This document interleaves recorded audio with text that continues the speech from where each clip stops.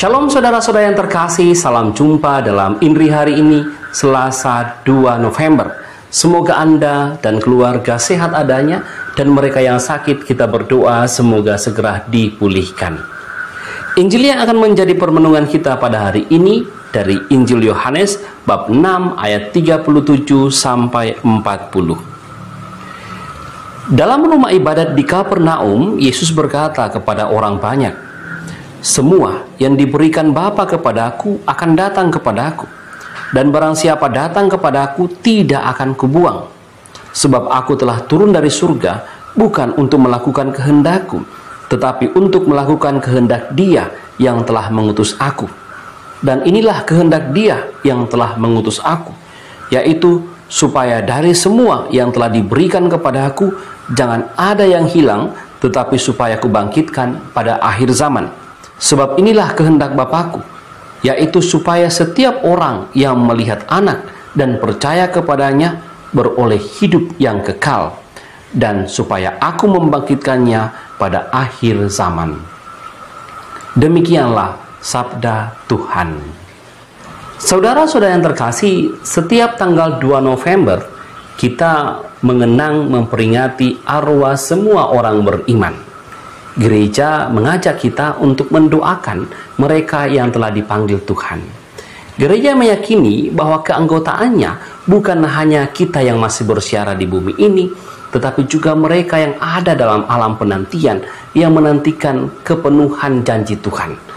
Dan juga mereka yang sudah kudus mendapat kemuliaan bersama Bapa yang di surga, yang kita setiap peringati setiap 1 November. Itulah anggota gereja.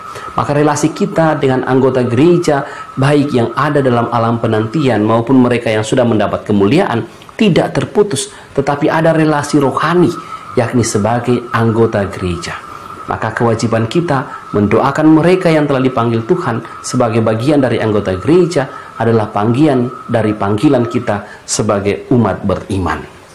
Kita bisa melihat bahwa dalam Injil hari ini, Yesus mengajarkan kita satu hal, bahwa sejak dulu Allah menginginkan manusia, kita semua itu hidup bersama-sama dengan Tuhan.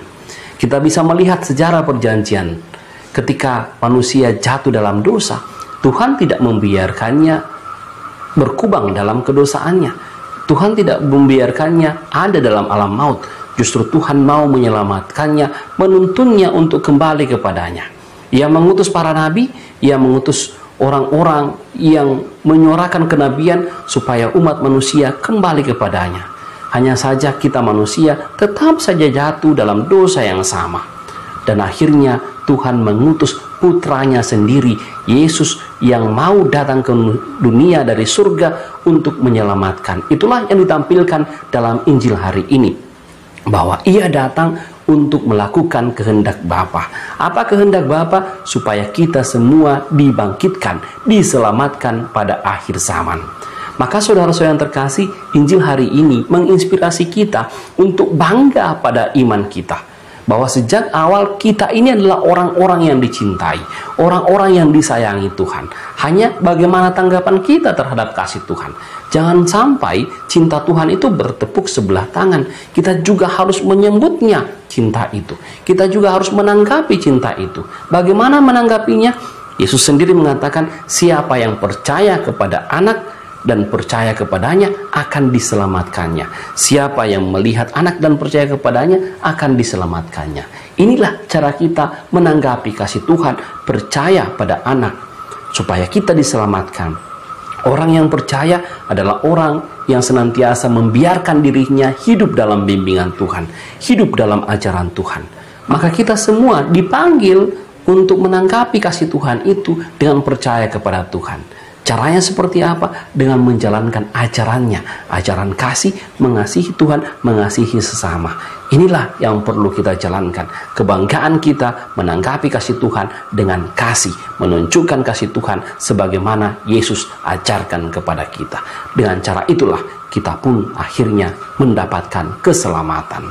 Semoga demikian. Amin. Mari kita mohon berkat Tuhan. Tuhan bersamamu dan bersama rohmu. Semoga saudara sekalian diberkati oleh Allah yang Maha Kuasa, Bapa, Putra, dan Roh Kudus. Amin.